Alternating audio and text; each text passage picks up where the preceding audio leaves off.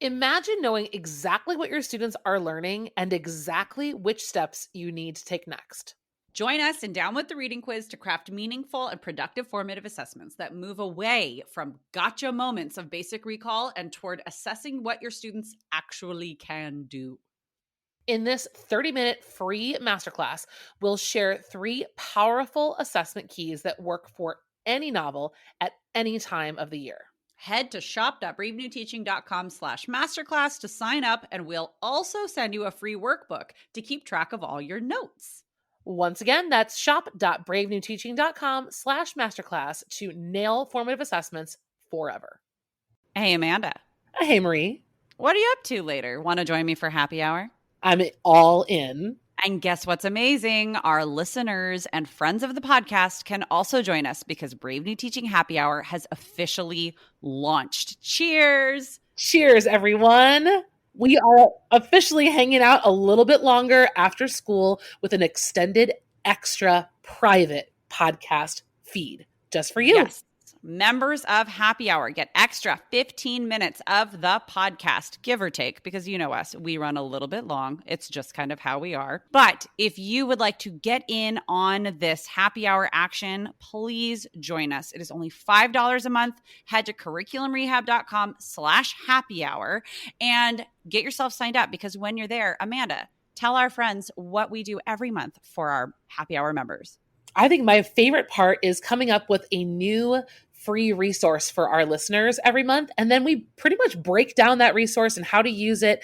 We also like to have guests on to do extended episodes and even Q&A that's just for you about that resource. It's really exclusive and super private just for you. So if you are like us and you like hanging out, you like chit-chatting about all things that are teaching, teacher life, and everything under that umbrella, join us for happy hour and we will see you there. Bye. Bye.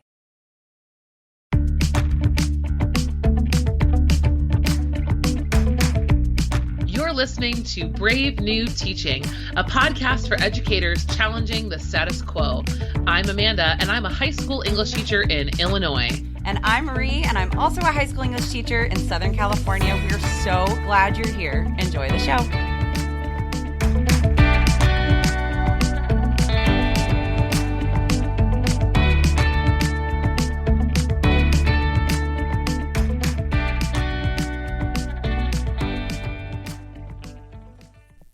Well, hello and welcome back to Brave New Teaching. Today's episode is solo. It's just me, Marie, here with you today.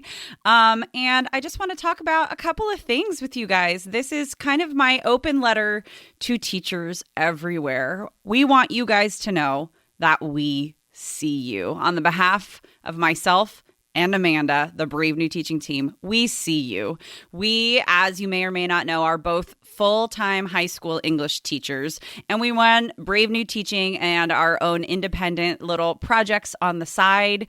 These are our passion projects, and we love them, and they have become our lifeline in this 2020 teaching through a pandemic season that we are all living through. Yeah, the messages that teachers are getting right now are so mixed and so charged that we just wanted to come on and let you guys know, like, we see you. We see you. We empathize. We know what a lot of you are going through. You guys have heard us talk on this podcast a bunch over the past couple of months about our different teaching situations. Amanda and I have very different situations at our different schools, but nevertheless, we still feel the same struggles. We still feel the longing and we miss what it used to be in our classrooms, and we get angry and we get sad and we feel the despair. And we also feel those tiny little moments of utter joy and hope when we get to connect with students and we feel like we're actually making a difference and we are affecting change somewhere within our classes. But we've been hearing a lot as educators about self-care and about giving ourselves grace. And I know that these things are well-intentioned. They're well-intentioned by our friends and our family. They're well-intentioned by our colleagues. They are well-intentioned messages. But I think something that a lot of us are realizing, especially right now, as I'm recording this, I am 2 days out from winter break, and it is the most needed break I've ever had in my entire career. And I can't even see past tomorrow to see like, okay, how am I going to relax over this break? I have no idea because I have to get there to be able to see it, you know? But we hear these messages of like, just take care of yourself, take time for yourself.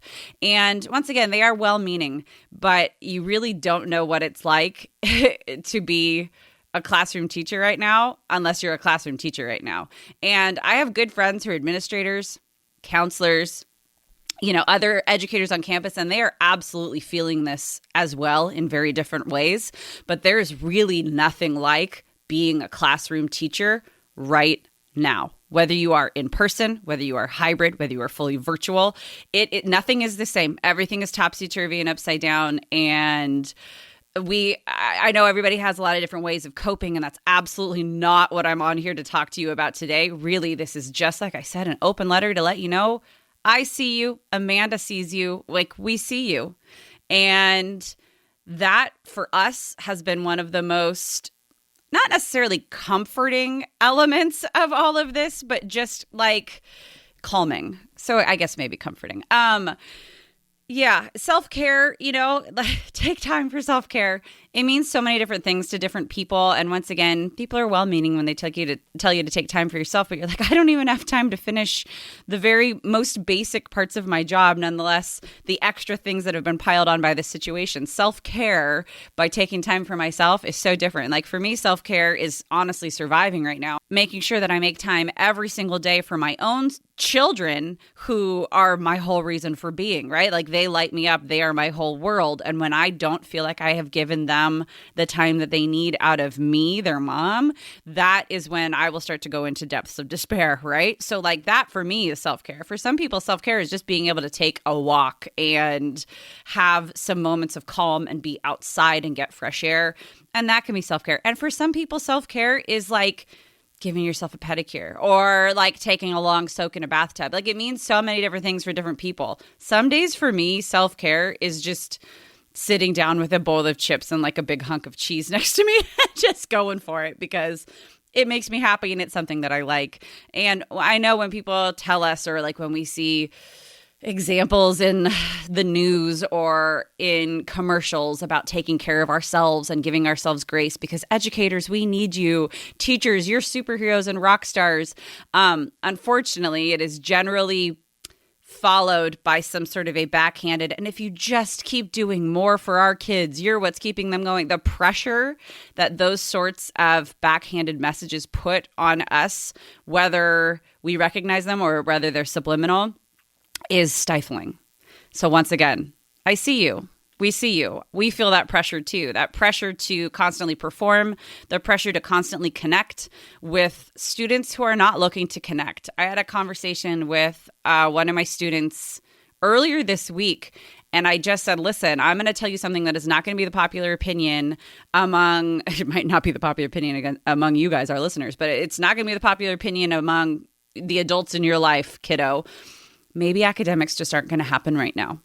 Maybe your mental and emotional health is not at a place where learning new things and practicing new skills and gaining mastery in your different skill sets that your classes are teaching you, maybe that's just not a thing right now. And maybe let's see where you should be focusing your energy, because every time you try and feel like you run into a wall, because that's how this kid was feeling. Like the student felt like every time they tried to do whatever, for my class, for any class, they ran into a wall, they got tired, they just couldn't do it, and they spiraled a little further down the rabbit hole into feeling bad and into poor mental health and poor emotional state that gets harder and harder to get out of. And we as adults, I mean, I do this even as a parent to my own kids. Come on, you can do it. I try to be that rallying cry, and I am definitely that cheerleader rallying cry for my students.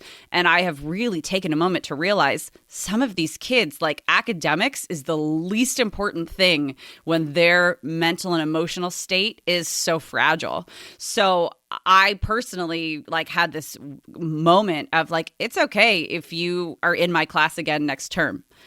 just keep showing up so that you've got moments of connection and you can hear other human voices that are alive and not just on a TV. And this kiddo has been coming to my class. Every time we have a live Zoom, they are there. They're not turning in jack squat, but they're there. And I feel like at least that's something. The kid is going to fail my class. Like it is. We know that that's going to happen.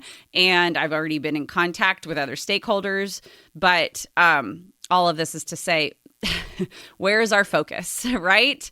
And so for ourselves, everybody needs something different. So I'm never going to tell you exactly what you need to do to take care of yourself. Just know that we're out here and we see you. And I think one of the most heartbreaking things that is happening in our profession is that the political climate, science being politicized, right? And now we've got a vaccine coming out that is going to be a bigger controversy than it should be, in my fair opinion. It is polarizing not just our nation, but our profession. Our profession is being polarized. Even within my own union in my district, we've got stark contrasts between teachers who want to be on campus, think everybody should be on campus. There's no reason that we should all be virtual or even hybrid. Everyone should be on campus. And then there's the polar opposite of teachers who are like, it's not safe. I don't feel safe, and I can't be a good teacher if I don't feel safe, right? Like, and then there's the whole gray area in the middle. And it's so hard to feel good about what we're doing when we are fighting each other, even if it's not outright, even if it's just knowing that other people around us feel so completely differently. It does something to you, right? So I once again, I see you. We see you. And Amanda and I can speak for both of us. We know that you see us too, because we get this privilege to be able to interact with an audience and with a community of educators through this podcast, through the blog that is attached for our show notes, and through Instagram and social media. That interaction has been like a lifeline, because you can get so deep down the rabbit hole of your own situation or of your own little corner of the world that being able to interact and connect with people who are outside of that bubble, still experiencing the same things, right? We're all still experiencing topsy-turvy, upside down, like I was saying, but being able to connect with you guys from all over the world has been the most humbling and the most, I would say, personally and professionally enriching experience that I could take out of this 2020 season of my career and of my life. And so I know that Amanda feels the same way. We both want to thank you all for all of your support and for sticking with us. We know we've been absent for a couple of weeks. Things got a little bit crazy. In Amanda's house, COVID descended upon her and her family, and she's been having a struggle getting through it, because it's just hard anyways, but she's got 2 little ones, as you guys know, and she has been the most rock star mom, and just still serving her students and taking care of her family and doing the most amazing things that I don't think she ever thought were possible for her to do. And I am in awe of my friend and my business partner and the amazing things that she's been able to accomplish through one of the hardest things that she's ever experienced. So if you guys get a chance, message her and say, hey, you're doing great. But I just wanted to end this once again with gratitude. We see you, we hear you, we see the willful lack of empathy that some of our community members, that some of our politicians, that even parents of our students are spitting venomously our way. And it's easy on when you're not in the thick of it to say, that parent who just sent me the most ugly email is obviously hurting. But when you've just received that email, man, does it sting. And I've gotten those emails too, guys. Like, I see you, I hear you. And as a mom, I can see wanting to viciously defend my child when my child is having a hard time. And I've absolutely come very close to putting that anger and those emotions in the wrong place, right? And like misguiding where they land. And I know that that's happening to a lot of us, from parents, from other teachers, from our larger community.